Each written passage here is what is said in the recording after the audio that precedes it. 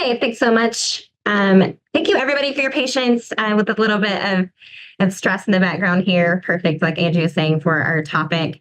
Um, a little bit of housekeeping. We're just going to go through some of the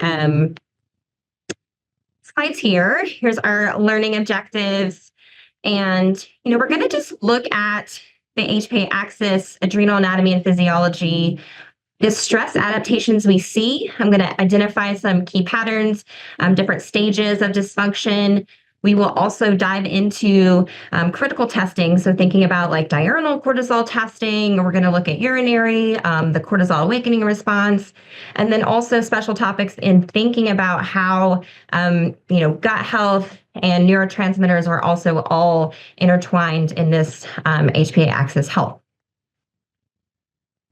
So first I want to start with just kind of thinking about why has the word stress just become the adrenals? And if we think about that, it's so much more, right? It's such a broader system. We have, coming from the HPA axis. So it's not just the adrenals. We have the hypothalamus-pituitary and adrenal glands working together. And it's a pretty complex system with feedback loops and other things that can happen. But the idea is that, we have the understanding of what are we really trying to get at and measure, because, it's not really the adrenals, right? It's that we want to know the relationship between our between the stressors and how they're affecting the system. We want to figure out maybe the reserve capacity of our patient in front of us. We want to also be able to figure out how maybe acute or chronic stressors affect our circadian nature of HPA axis. And most importantly, most people are thinking about what are the most likely therapies that can change this person's ability to improve the HPA axis, or why they're actually coming to see us in the first place. Cortisol is a great surrogate marker for ACTH, which is released during stress. You can see the correlation between, plasma levels here 15 minutes after. And you'll note that there is this natural rhythm of ACTH that happens, and cortisol follows this rhythm really nicely. So that's one of the reasons that we are able to think about stress as being the adrenals. It's really that we can measure cortisol. Now, most people, when they're coming to see us, are going to be talking about some of these symptoms that are on the screen, especially thinking about, I can't sleep, I'm pretty anxious, I'm eating too much, I have brain fog. There's so many things that can tell us that someone is in more of that overloaded state. To give you a little bit of context for words, we'll think about allostatic load. So if you're going to look at the research in HPA axis, you're going to find that allostatic load here is going to pop up. And this is something that's going to come from, being able to kind of optimize the body. So what are the stressors that are on the body? And then, what is the need the body needs to achieve to meet that stressor?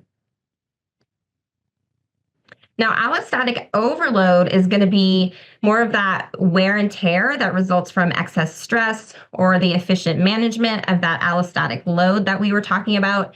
And essentially, it's not turning off that response. So it continues to go on longer. It's when we are more in that sympathetic activity, more pro-inflammatory, we have more cytokines.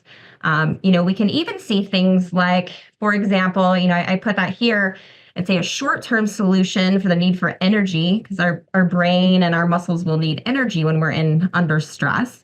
That can, over time, if we continue to use that system and kind of abuse that allostatic load, you're going to see that this can lead to insulin resistance and other insulin-linked metabolic disorders, abdominal obesity, type 2 diabetes, and that kind of thing. I love this book by Dr. Gillums. I probably put this in every lecture I've ever done in the HPA axis. If you can get a copy, I would. It's really thorough in understanding all parts of HPA axis, but also how chronic disease can develop. So I think when we think about stress as practitioners, I'm typically thinking about the stuff that you would see in the blue box at the top, more of that perceived stress. So that's things like, finances and deadlines and all the things that are going on in our patient's world. And then, we kind of don't have a lot of control over those things, those perceived stress things. But when we look at the other pieces of the puzzle here, this is where we can make a huge impact in our patients' lives. And that would be things that are also increasing stress and therefore putting a strain in our system and causing either more output or chronic stress over long periods of time. Now, that's going to be things like glycemic dysregulation. You'll see inflammation is going to come up here, and circadian disruption will also be something that we'll be thinking about when we're actually treating. It's so much more than that. In fact, here's a paper. I love this image so much. I think it highlights what we're talking about here, and just that last example I even gave you about, insulin resistance. But chronic stress is going to, increase over time, visceral fat. It's going to increase, the liver's ability to create more sugar here. We're going to see that pancreas is going to struggle a little bit more.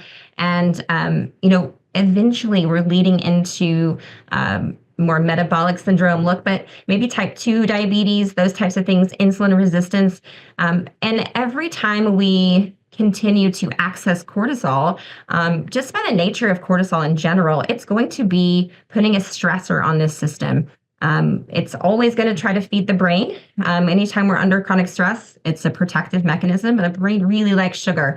And so that's something to look out for, especially if someone's been in chronic stress. Even if it's not overt on labs, you'll see that there is some sort of, dysglycemia can start to happen.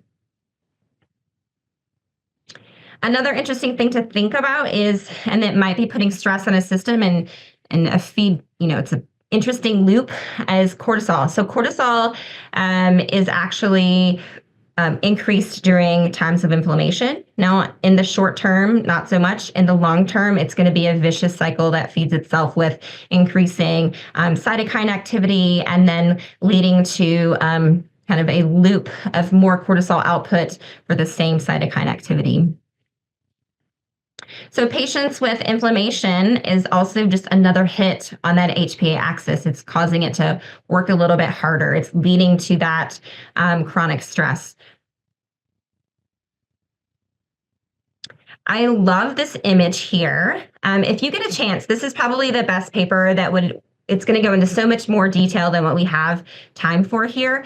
But it does a great job of taking you through the idea of chronic stress and how that can lead to, neuroendocrine disruption. We're going to talk about that. Insulin resistance. Also, we do have a little inactivity or overeating that can kind of start to happen with chronic stress. And down the line, you're going to see that can lead to mitochondrial dysfunction, oxidative stress, and inflammation. Remember, that's going to be that vicious cycle that's going. And then eventually, look at these secondary and tertiary outcomes. Elevated blood pressure, cardiovascular disease, diabetes, neurodegenerative conditions, organ and system failures. This is where we are trying to intervene in medicine, and I think we have a lot of tools in our toolbox. And so let's kind of think about how we can move forward here. Now, it's interesting that cortisol also, while it's regulating our other systems, it's also regulating time with the natural circadian rhythm. Would it be times of day? Is it, what do we need to be doing? We need to be awake at a certain time. We're waking with the sun. It's going to tell us when we need to eat. So it's in charge of feeding cycles, increasing hunger. And we have these little peripheral clocks that are on different organs. And you can see a good example here where we're kind of thinking about how does this all relate. Having disruptions in circadian rhythms can also cause disruption in cortisol as well. So when we start to think about cortisol, it stops being just about the adrenals, right? It looks like this multi-system issue where we have so many areas that we can address. I love to get a little bit of data and information. So let's think about HPA axis testing.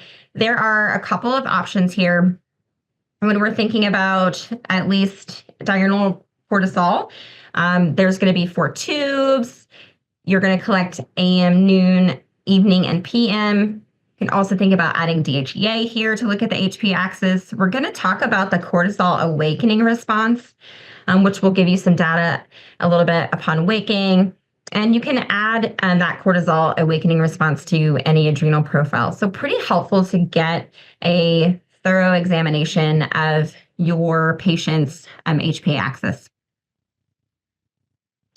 I get asked a lot about the phasing of the HPA axis. And to be honest, we kind of just put phases here also for treatment ideas. And this can give you an idea of where to go with your patients.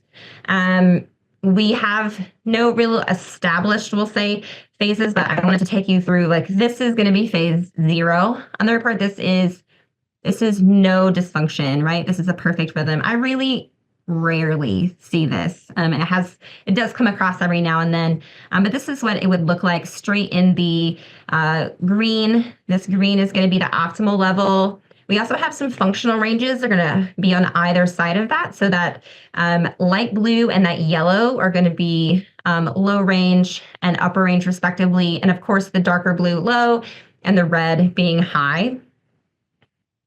When we look at phase 1, we're going to start to see that we have maybe a little bit of elevation happening throughout the rest of the day. Things are set up a little bit. Maybe they're a little bit heightened. You can also see in a phase 1 a zigzag pattern. And this zigzag pattern, I would say, is pretty indicative of phase 1. You can also see like just an uptick at night or any of the other values. But this is an example of that zigzag pattern from the handout that I showed earlier. Phase 2 is a little bit more, I would say, weighted with, the morning is dropping, the rest is starting to fall as well, and you're losing that really sharp AM30 value in the morning. And so, we're not quite to blunted yet, but we're looking like that. We're kind of in this depressed down phase. And this is a blunted, adrenal phase 3. This is more of that really blunted morning. Do you see how much it dropped from the optimal? And then kind of, since the AM30 is the highest output for the day, and then we're just going downhill from there. And these individuals, I would say, can take a little bit of time to heal. That's also a question a lot of people have is, what's the realistic expectation for HPA axis recovery? And I would say kind of depends on what phase we're in. If we have to do a lot of building someone up, if they're in a phase 3, it could take months, to even years, depending on, what their stressors are. Remember, we talked about perceived stress, but then also all the other biological stressors that could be happening. I included this adrenal treatment consideration handout here, and I think we can also put it in the notes here for you guys to grab if you want it. It's just a kind of a general place to start if you're looking for that, or, what can we do to optimize? Here's some ideas. It's always nice to just kind of have a guidebook, whether you're new to functional medicine or you're looking to kind of add things to your protocol in general. And so we just talked a lot about the diurnal rhythm of cortisol and how that's, pretty set throughout the day, rising in the morning, going to the end. And that's thought of more of like a basal test. That's a baseline testing. It's going to give you kind of the day-to-day testing. But there's more to the story of evaluating the stress response. We can also look at waking as a form of a stressor. So what we have before we wake is that our cortisol is blunted, and because we have the reduced sensitivity to ACTH. Now, once light enters the picture, it will signal to our suprachiasmatic nucleus, hey, it's time to wake up. We're going to switch on our brain activity. Our HPA axis is going to activate, and we're going to get a little bit more reduced sensitivity to ACTH, and a little bit more alert and awake. Now, in response to waking, and this is actually more of a stress response because we're having that release of ACTH, and again, it's going to be, causing the stress of waking. We can think about utilizing more of a provocation test. And I think looking at the cortisol awakening response would give us a way to kind of provoke stress in a patient without really stressing a patient. This is going to be the cortisol awakening response, well studied. It's the natural rise in cortisol that is seen about 30 to 40 minutes after waking. And then when you get to about 60 minutes, you'll see a notable decline. It can be used as a biomarker to assess the function of the HPA axis in practice. And I would say the CAR is influenced by overall HPA axis reactivity as well as anticipatory stress. So even like waking the next day after being worried about your job, for example, would be a way that you could, see that pop up as well. Here's an example of what you would just see if you just looked at the CAR. This is a kind of a perfect CAR, but it's just the predictable rise you see. It's about 30 to 60%. That's the reference range. So what you do is you start from waking, you go up to the AM30 value, and that's going to be your rise. And then you'll see there's a predictable decline. That also goes from your waking value down to that AM60. And that will give you an idea of how your patient is responding to stress. Let's look about this in action. Again, we're taking that perfect CAR. This is what an example of a report would look like when things are optimal. Now, let's look at what it looks like if we have an elevated CAR. So elevated CAR here, you're seeing that we start at waking value and we are overshooting that rise. We've risen 150%, which is well over that 60%. And then let's look at the decline. We're almost back to zero. We're not quite there yet. And so we want to see that happen, that we have a stressor and that we're coming back down. So elevated CAR can let you know that this person has a little bit harder time returning back down to baseline.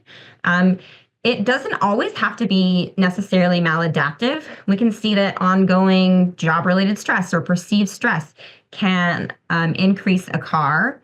If we have a lot of bright light upon waking, that could be increase a CAR. Also, pathologies that people might have, like depression or sleep issues, you might see elevations in CAR.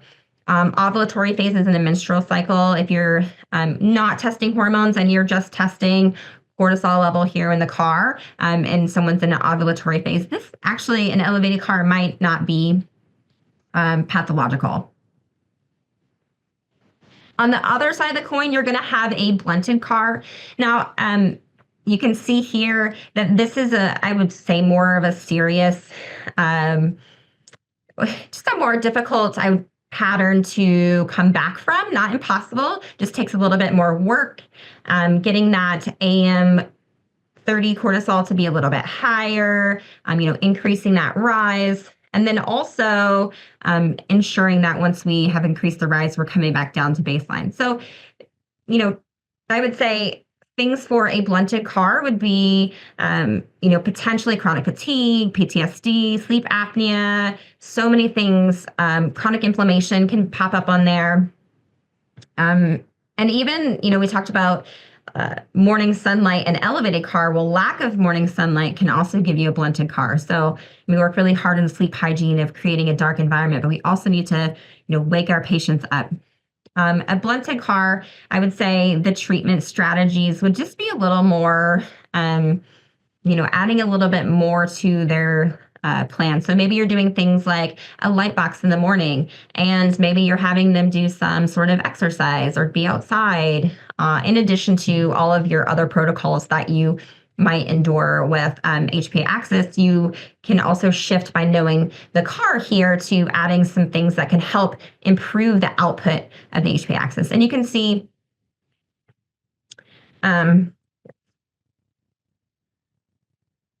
Because the car is so critical in timing, I want to give you just some like really quick steps in how to capture this testing. It is really important that we collect at the correct time. So I typically will tell people to set out that waking collection tube right in arm's reach of the bed, put a pen and paper right beside that. When you wake up, immediately start testing. You can also write down your waking time. Then you can just set a quick 30-minute and a 60-minute alarm so that you can ensure proper collection times. This has saved me personally when I was taking this test and so many people. So, I hope this is helpful when you're thinking about capturing the car because it really can add to your practice. Now, I'm going to look at a couple of different cases here, and I wanted to show you, like, I'm sure people in the audience are thinking, like, yeah, well, what does the car really do or show, or how can that add to what I'm able to provide my patient? Well, this is going to be a case here. We'll see it's kind of a normal-ish car. The only thing that's really outside of that optimal window is the evening value. So let's say this looks pretty good. Now, if we added in the car, so this is going to be on the right, the image on the right, we're going to see that, there's this upper range waking value. I wouldn't have known about that had I not had the car. I wouldn't know that they're waking with a little bit more stress. And again, with the car, this could be anticipatory stress, right? With this patient is, stress from a job. So we're kind of seeing that here. And then what do you see? The car doesn't actually rise. And in fact, it continues to decline. And so we actually see that we're having some decompensation from stress. So this is somebody, even though we would probably put them in a phase 1, this is somebody that I might treat a little bit more aggressively.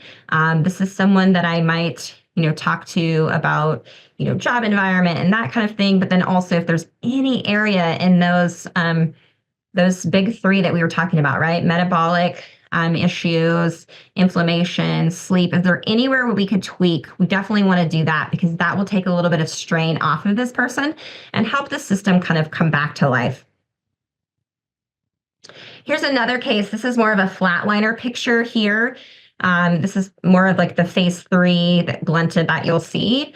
And then as you see here, this is a little bit of a shift in that car rise happening more at the AM60 actually than it is at the AM30. So kind of a delayed response to stress in that regard. So again, decompensation, we will consider that when you're in this case. It already is an adrenal phase 3 case. So again, just a little bit more difficult, creating a little bit more space in your mind clinically for those other areas where we can address. So we can always utilize supplementation, but supplementation can only go so far. So we want to think about also what can we get out of this testing, and that would be just a difference in the timing of how long it's going to take for this person to recover, but then also the lifestyle things that we'll need to continue.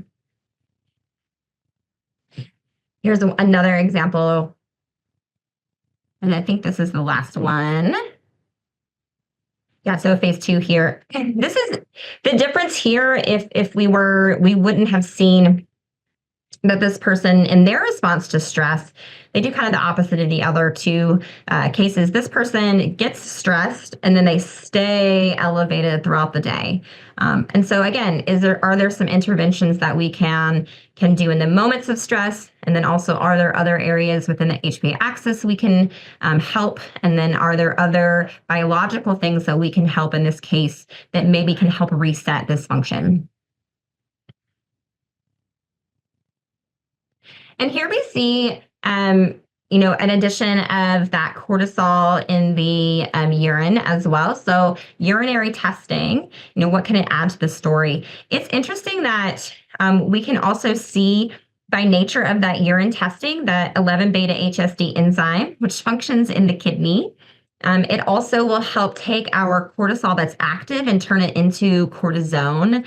This is typically a biological response to protect the mineralocorticoid receptor there and from damage of cortisol. And so, it's interesting that you can actually see this on urinary testing. Most of the time we'll see when we are having more cortisol in the body that can be related to things like obesity and metabolic syndrome, inflammation, or even, thyroid dysfunction as well. We can also look at the metabolites of cortisol and cortisone here. This is going to be the measurement. This metabolized cortisol will be the measurement of what the body has completely utilized. So it gives you an idea of maybe what's there.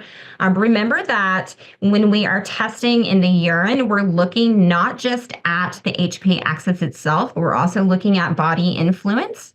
That's why we can see things like, what's happening with inflammation or obesity or thyroid, that there's so much more influence in the body when you're looking at it in the urine. So think about urine testing as HPA axis plus.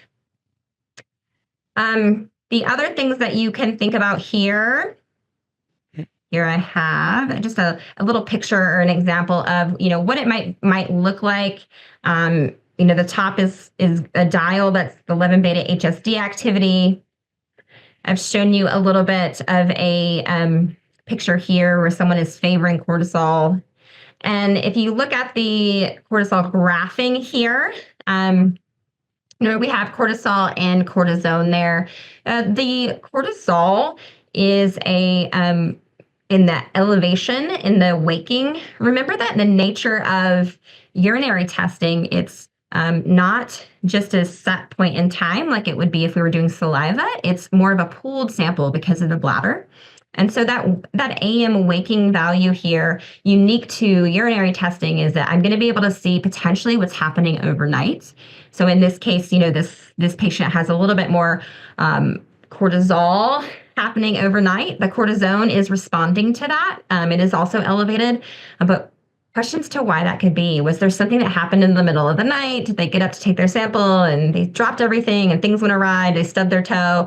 Or there was a loud noise? Did they wake up because their blood sugar dropped? There's so many reasons that you can kind of look at as far as why this might happen. And so very unique look when you are examining with the urinary results here.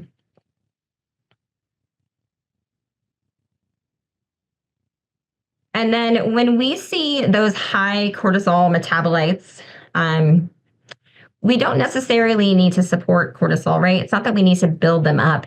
But if we see high cortisol metabolites, I typically will focus on things like inflammation, obesity, insulin resistance, those types of things that can really affect the cortisol itself.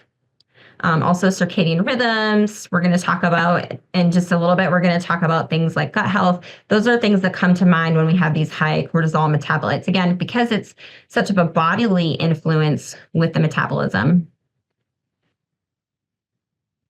Okay, so I want to give you a little summary because I just gave you a lot of information about cortisol testing itself.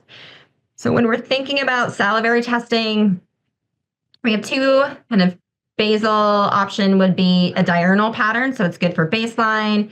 It's the gold standard. It gives you a nice circadian pattern due to, its natural rise and fall throughout the day. Then you have the cortisol awakening response. I want you to think about this as more of a provocative test. We don't really have a way to stress our patients, but this can give us an indication of how they might respond to stress and get an idea of more of that plasticity or elasticity within the HPA axis. The other part of this will be, urinary testing. And remember that is cortisol versus cortisone. We'll be looking at the 11-beta HSD enzyme and see if the body is activating or inactivating cortisol. Metabolized cortisol as well, again, what the body has utilized. And then, thinking about, is there a metabolic preference? It can also give you that morning cortisol, which is more of that representation of what's happening overnight. Now let's talk about DHEA for just a moment.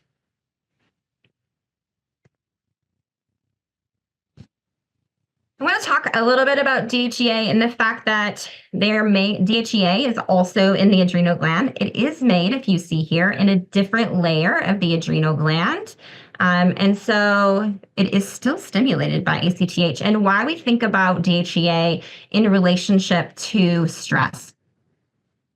Now, the role of DHEA has a clear role in developing of sexual development, secondary sex characteristics.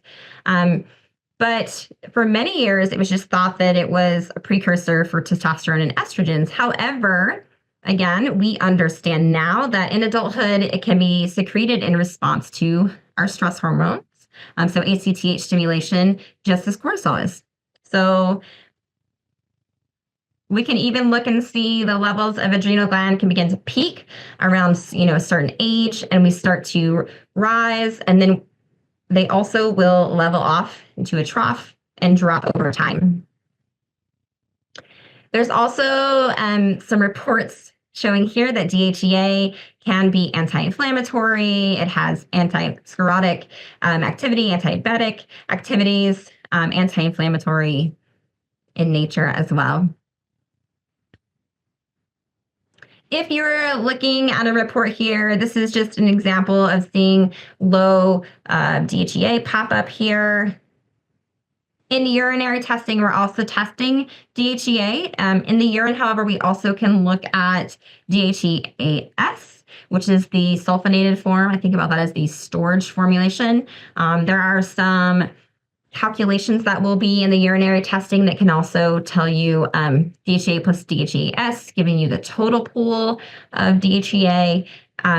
When we are looking at these two, we also have the ability to utilize treatment for the SULT enzyme and maybe pull things out of storage. It's a really unique look at this cascade, having both the DHEA and DHEAS. I get asked all the time if I was to give DHEA, can that help cortisol? And the answer is no. And remember that they are living in different layers of the adrenal glands. They also they don't have feedback loops to each other. They have very independent feedback loops. Cortisol actually has two feedback mechanisms to slow it down, where DHEA's feedback is a little bit slower.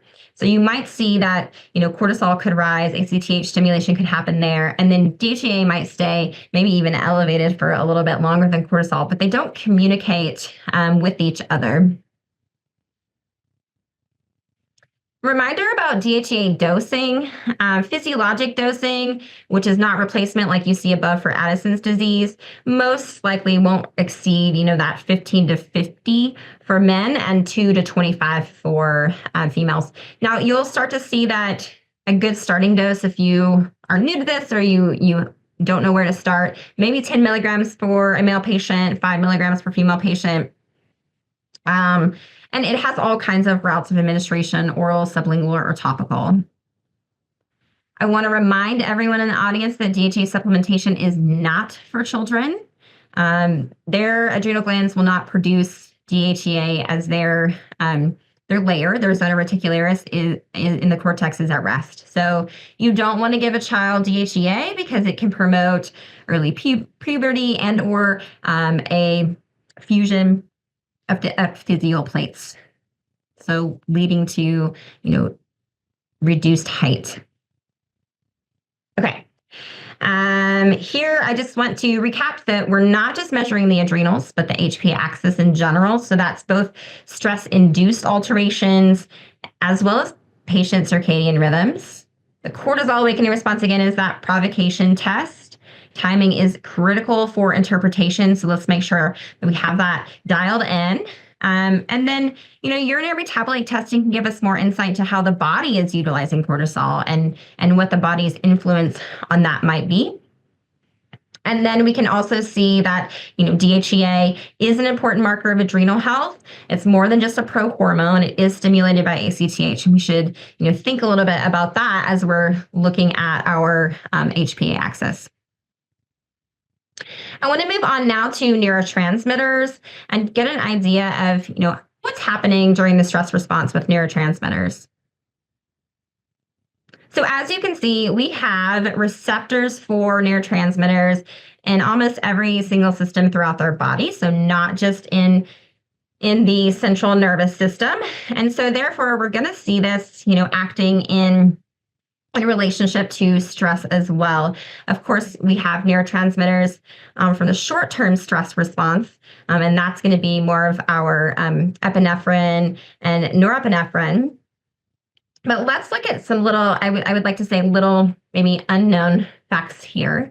Our serotonin here and the HPA axis. So when we are under stress, we can see that the conversion of tryptophan to 5-HTP or serotonin, and that's the rate limiting step. And so it interferes with that in the production of serotonin. So stress can actually lower serotonin. And maybe why people have that feeling of being, lower mood when they're under stress.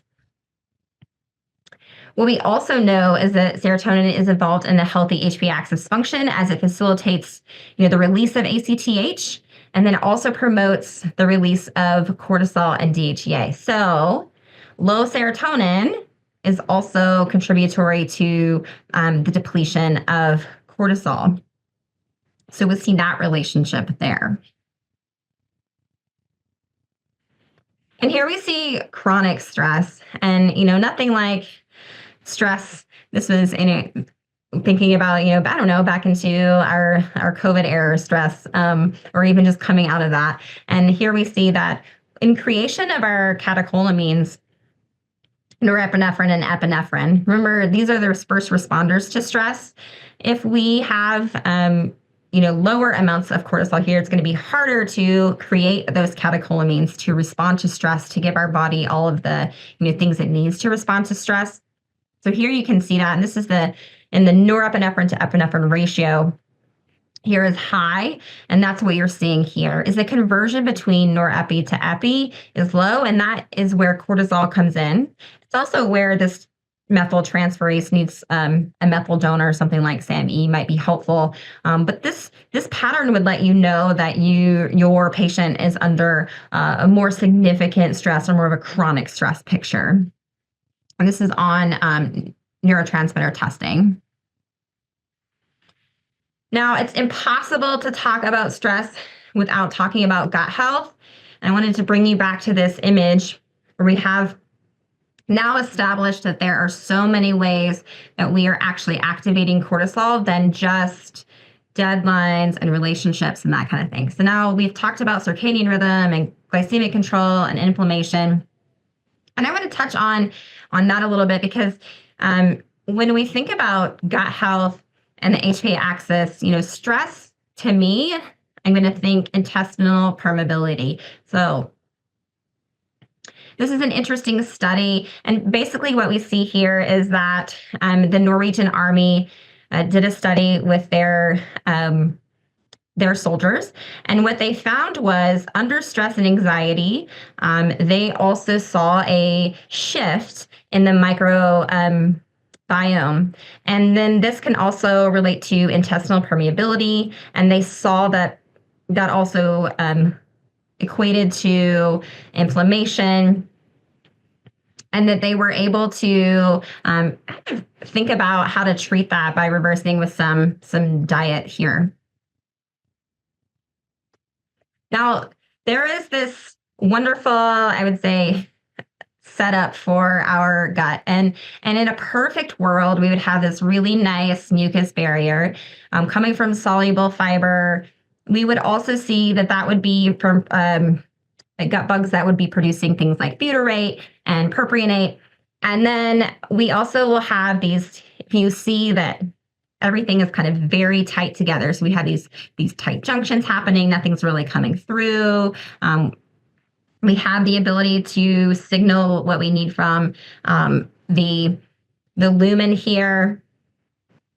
But what happens in dysbiosis is that's how we're going to be leading to, our leaky gut, right? In dysbiosis, we tend to have a breakdown of our mucus barrier. And we also will see that our gut bugs aren't, the ones that are producing our short chain fatty acids. It's not our butyrate and propionate producers. We also see that that's going to increase potentially that as that mucosal barrier erodes and that really nice coating, we have a potential for more anaerobic bacteria to be there, unfriendly gut bugs to be there. Our immune system is going to get activated. We'll also see things happen when this is occurring, when we're having a shift or getting dysbiosis in general. Sometimes you'll see that people are just like ravenously hungry, and you can also see things like dysglycemia, inflammation for sure here, and also autoimmunity can come about over long periods of time with dysbiosis as well. These are things that can lead to intestinal permeability. Again, we're talking about stress, and that's one. And these are, think about these as also stressors. Things like alcohol. There are several drugs that can lead to intestinal permeability that are prescribed pretty often. Remember that when we are looking through intestinal permeability, we want to do everything we can to reduce inflammation. So let's think about our diet, right? Like those common foods, additives, things that we might have in our food. Let's also think about ways that we can decrease the ability for the pathogens to be there. So, we're eating fiber so that we're going to get that nice short chain fatty acids. When we have increased intestinal permeability, like we were just talking about, and you see those immune cells coming through, that's when we also can see things like advanced aging and disease can start to happen as well. There's some research in things like listed here, type 2 diabetes and Crohn's disease, even up to multiple sclerosis, irritable bowel syndrome. So intestinal permeability is really important when we're thinking about stress in general. And we need to also be thinking about gut health in your patient as well. Now, when we want to restore the mucosal barrier, of course, we're going to have to think about dietary changes. Most people are on the standard American diet. We really want those short chain fatty acid producers. So we're going to want to do things like increase our fiber. Treatment of dysbiosis, if it's there, if you're doing stool testing and you note that you have some pathogenic bacteria, you have maybe overgrowth of harmful bacteria, that might be an option. I love thinking about anti-inflammatory therapies, whether that's diet or other natural supplements. And then things like listed here, quercetin, vitamin D, etc., and aloe vera can help restore the mucosal barriers, pretty healthy, and also help, continue that closing of the tight junctions, the things that are listed here. And remember that we can also think about glutamine powders and zinc and other things to help with that mucosa as well. I thought this was pretty interesting that we are able to see when we have stress that there are two bacteria that are pretty normal and ubiquitous to our gut, but they do some interesting things when under stress. So this is looking at maternal separation of rhesus monkeys. You can see that there was a decrease in that bifidobacteria and lactobacillus. So with stress, we see a decrease in both of those. We also see a study where we're looking at rat pups separated from their mom. Again, same thing, reduced lactobacillus, so that stressor you see. And in those same rat pups, that lactobacillus remained decreased into adulthood. And so it was a long-term plan here for in intestinal dysbiosis. We want to make sure that we are addressing that inflammation that can happen from a decrease in both of the bifido and lactobacillus as well. I cannot talk about stress without thinking about stress eating. So here's my segue. You'll see this all the time in practice, but consuming foods in response to your feelings when you're not hungry, of course, everyone's been a little bit guilty of that, but it's the high carbohydrate, high caloric foods with low nutritional value that actually can cause some damage. They are addictive. And they are, they can bind things like opioid receptors and can be very addictive. I say as addictive as cocaine here, but there is a dopamine influence when we are eating these types of foods. But remember, it's also changing our microbiome when we're eating that. We want to think about setting up good eating patterns. You'll see that stress eating can happen as early as 8 or 9. And usually when we're stress eating, those are those high fat and high sugar content foods. 38% of adults say that they've eaten unhealthy foods in the past month, right? But there's a certain age of people that say that they do this a lot. So think about millennials, Gen Xers. We'll think about those as being a really high possibility of stress eating as well. Not that other people aren't doing it, but we're seeing more of that trend. And why is that stress eating important? Well, to get right down to it, it's going to be a low fiber. We're going to think about inflammation and how that's going to be creating dysbiosis. So the sugar is feeding maybe not healthy bacteria. And so we can see that overgrowth and, in the carbohydrate as well. And then we're going to have, the ability for some of those more dysbiotic bacteria to grow. And that's going to set up a perfect environment for inflammation. Now, remember from the beginning of the slides with the HPA axis, the inflammation is going to create over a long period of time. That chronic inflammation, again, from poor diet over time, is going to continue to feed that cortisol. So you're going to see that, a picture of inflammation coming from diet in that way as well. Here's a look at dysbiosis. This is a 57-year-old female, stressed to the max. I didn't put a lot of the case here just for the sake of time, but this person is, really serious job stress. You can see that the diversity score, you can see that the abundance is kind of all over the place. That web should kind of be more pulled out towards all solid in the green. And you can see that we have not the best diversity here. A dysbiosis index of 3, consider treating that. Oh, here it is. Here's her daily intake of food. Here's her job stress. She's pretty healthy. Here is the cortisol. Now, this is pretty interesting. So here we have that rise, that upper range AM30 value.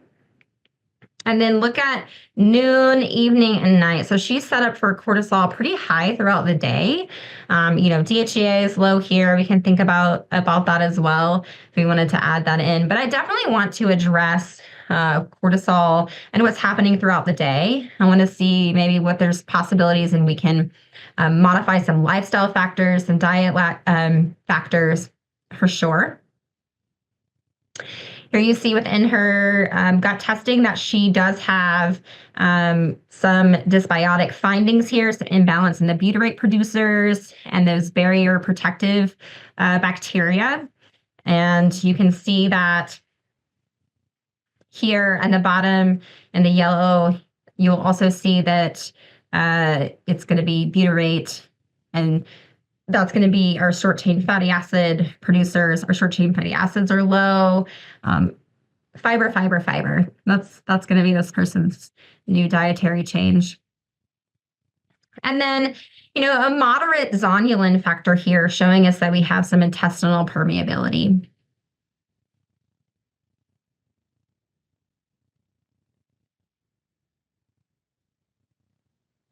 So this is just an example of things to consider when you have a patient that's, complex like this. I would say thinking about that lower lactobacillus, lower bifidobacterium, and increasing that. We want to consider things like soluble fiber. That's going to help, again, with that butyrate-producing bacteria. We want to increase that as much as possible.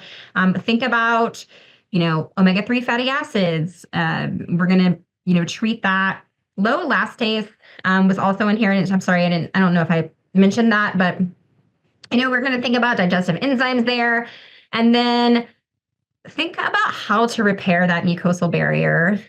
Is it that we need glutamine? Is it that we need aloe vera? Whatever your treatment is there, that's going to be, I would say, probably the best indicator. Once we can get that mucosal barrier back, we know that our tight junctions are there. We know that we have another barrier protecting from getting that infiltration of dysbiotic bacteria. And the HPA axis, honestly, this is going to be such a stress management case and maybe a job change. But what you can do in the meantime is, think about what's happening in that reactive cortisol, what's happening in that morning. Why is it elevated? Is it that, she potentially is fasting too long overnight? Is it that her blood sugar is dropping, so she's waking up? I'm going to suggest doing 3 or 4 nuts before bed just to give her a little bit of snack for that reason. And then I'm also going to consider thinking about how to lower cortisol levels again throughout the day, especially while she's working, because her stress continues to be 9 out of 10 daily. So we're going to think about phosphatidylserine, adaptogenic herbs, some form of movement or exercise. Not everyone can meditate. Maybe mindfulness practices, even mindful walking is something to consider, or just like a gentle yoga, and building up more of a team for this person so they have social supports is going to be important as well. Now, I wanted to leave you with some things to think about in the HPA axis and stress when we're thinking about the gut as well. Remember that the HPA axis is more than just stress. It anticipates our daily energy needs. It modulates our metabolism. It also adjusts that metabolic syndrome to align with our diurnal rhythms and physical activity.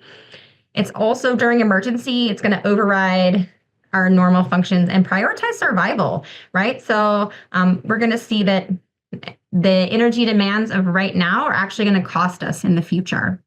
The gut microbiota and the HPA axis are deeply interconnected, and that's going to be via neurotransmitters, catecholamines, immune markers.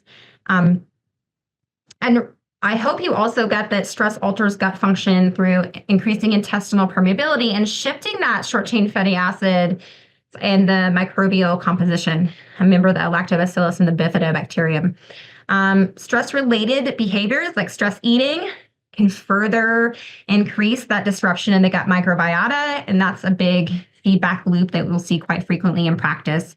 Dietary patterns significantly influence the gut-brain communication, and pairing cortisol testing with gut microbiome can also provide a more holistic look at the physiology that could be acting from these chronic stressors.